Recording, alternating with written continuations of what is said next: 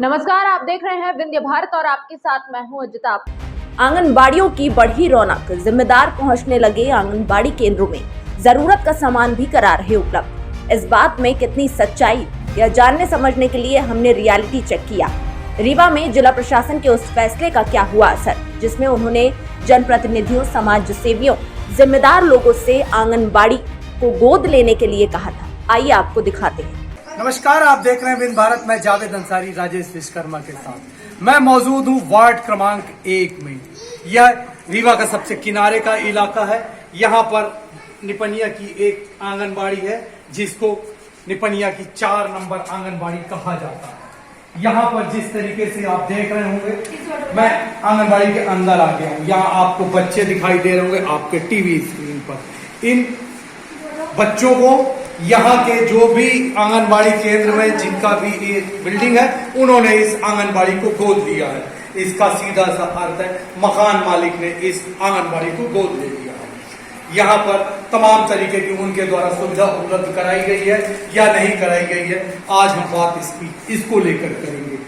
मैं अपने दर्शकों को ये बता दूं, रीवा शहर में अगर बात की जाए तो 15 परियोजना के तहत 34 आंगनबाड़ी है, जिसमें से जब ये योजना के लिए बातचीत की गई थी कलेक्टर रीवा द्वारा, तब सारी की सारी आंगनबाड़ी को गोद लेने के लिए कोई ना कोई आगे आ गया था। यही नहीं, 285 लोगों ऐसे भी थे जिनको आंगनबाड़ी गोद लेने का मौका नहीं मिला। अब यहाँ पर जो भी इस आंगनबाड़ी केंद्र को चलाती है, मैं उनसे भी बात करने की कोशिश करूंगा। ये बताइए, आंगनबाड़ी आप चला रही हैं, कितने बच्चे हैं और गोद लेने के बाद यहाँ की क्या स्थितियां हैं, ये बताइए। बच्चे हैं, 40 बच्चे हैं यहाँ पे आंगनबाड़ी में आते हैं। जो 40 बच्चे हैं, गोद लेने में अच्छी की वो हो गई है। बहुत बच्चों को खाना पीना देने लगे, कुछ बना के भी दे देते हैं, कुछ समूह से आ जाता है। ये करते हैं। जब से गोद ले लिए तो अच्छा चलने लगा। जब से गोद ले लिया, कुछ बेहतर सुविधाएं और भी उपलब्ध हो गई हैं। मकान मालिक हैं, लगभग रोज यहाँ पर आते हैं। अडॉप्ट इन योजना के तहत इस आंगनबाड़ी को गोद लेने के बाद आंगनबाड़ी का हाल पहले से कुछ ज्यादा बेहतर हो गया है। इस तरीके से कुछ कहना था यहाँ की जो भी आप किस पोस्ट में हैं? कार्यकर्ता पोस्ट में। यहाँ की कार्यकर्ता, आंगनबाड़ी कार्यकर्ता का साफ तौर से बदलने ये कहना था कि अब यहाँ पर स्थिति और भी बेहतर हो गई है। कलेक्टर रीवा मनोज पुष्प के उस फैसले का असर दिखाई देने लगा है, जिसमें उन्होंने आंगनबाड़ी गोद लेने की बात कही थी। आंगनबाड़ी केंद्रों में बच्चों को गोद लेने वाला कुछ न कुछ तोहफे दे रहा था। हमने यही जानने समझने का प्रयास किया था। रीवा के सबसे पुराने मोहल्ले में से एक निपनिया मोहल्ले की आंगनबाड़ी से जब हम यहाँ पहुँचे, तब सब कुछ बेहतर था, बस बच्चे कम थे। पता चला नवरात्रि की वजह से बच्चे कम हैं, फिर भी संतोषजनक उपस्थिति। कलेक्टर रीवा की अपील पर रीवा जिले की 15 परियोजनाओं में 3434 आंगनबाड़ियां हैं। यह सभी जिम्मेदारों ने गोद ले ली। अब वह यहाँ पर पहुँचने लगे, बच्चों के बीच में वक्त गुजार रहे हैं, उन्हें खिलौने दे रहे हैं। यह अपने आप में एक सुखद अनुभूति कही जा सकती है।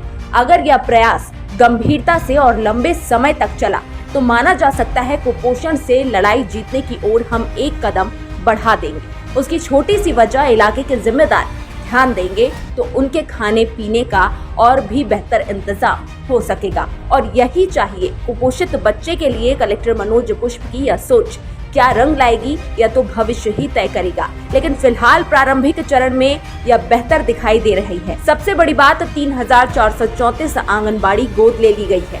वहीं गोद लेने का मौका 285 लोगों को नहीं मिला, जो यह बताने के लिए पर्याप्त है। आंगनबाड़ी की ओर समाज सेवियों, जनप्रतिनिधियों का रुझान कुछ बेहतर है। इस बारे में हमने कलेक्टर रीवा मनोज पुष्प से भी बात की। आइए आपको सुनाते हैं उनका क्या कुछ कहना है। माननीय मुख्यमंत्री जी की ये मंशा है कि आंगनवाड़ियों से समाज को जोड़ा जाए और लोग संवेदनाओं के साथ आंगनवाड़ियों से जुड़े। उसका फ़ायदा ये होता है कि एक तो आंगनवाड़ियों का संचालन बेहतर हो जाता है और दूसरा समाज के द्वारा जब जुड़ाव होता है तो छोटी मोटी उनकी ज़रूरतों की पूर्ति भी हो जाती है। ये एक संवेदनशील पहल है मध्य प्रदेश शासन की और रीवा में हम लोगों ने इसको एक मिशन के रूप में लिया है। पिछले 15-20 दिनों के प्रयास से हम लोगों ने ये किया है कि सभी आंगनवाड़ियाँ एडॉप्ट कर ली गई हैं और कुछ आंगनवाड़ियों के लिए तो बड़े खुशी की बात है कि एक से अधिक लोगों ने उसे एडॉप्ट किया है और हम इस पहल का स्वागत करते हैं और रीवा के इन संवेदनशील व्यक्तियों को अपनी तरफ से बधाई भी देते हैं। इन आंगनवाड़ियों में जो हम लोगों ने एक दिन ये तय किया है कि महीने में 2 बार ये लोग उन आंगनवाड़ियों का विजिट करेंगे और हम शीघ्र ही इनकी विकासखंड स्तर पर एक ओरिएंटेशन की और उनके एक्सपीरियंस शेयरिंग की बैठक भी करने वाले हैं और अगले स्टेज में रीवा में सभी लोगों के साथ हम एक एक्सपीरियंस शेयरिंग करने वाले हैं और इस संबंध में एक फ़िल्म और डॉक्यूमेंट्री भी तैयार करने वाले हैं। ये कोशिश है हम लोगों की कि ये एक रस्म अदायगी होके न रह जाए बल्कि ये ट्रेडिशन बन के रह जाए और जिन लोगों ने आंगनवाड़ी को एडॉप्ट किया है वो न केवल फिजिकल आंगनवाड़ी को एडॉप्ट करे बल्कि उनके सभी बच्चों को भी एडॉप्ट करे और ये देखे कि आंगनवाड़ी बहुत अच्छे तरीके से चल रही है, जिन सुविधाओं की और जिन सेवाओं के लिए उनकी रचना की गई है वो वहाँ पर मिल रहा है। कोई कमी है तो उससे भी हमको अवगत कराए ताकि आंगनवाड़ियों के माध्यम से हम लोगों के स्वास्थ्य में सुधार कर सकें। इसके साथ जो सीवियरली मॉल नॉरिश्ड बच्चे हैं उनके लिए भी हमने लोगों को वॉलंटियर कराया है और उन बच्चों के घर में जाकर भी लोग गृह भेंट दे रहे हैं और हमारी कोशिश होगी कि रीवा ज़िले को पूरी तरीके से कुपोषण से मुक्त कर दें।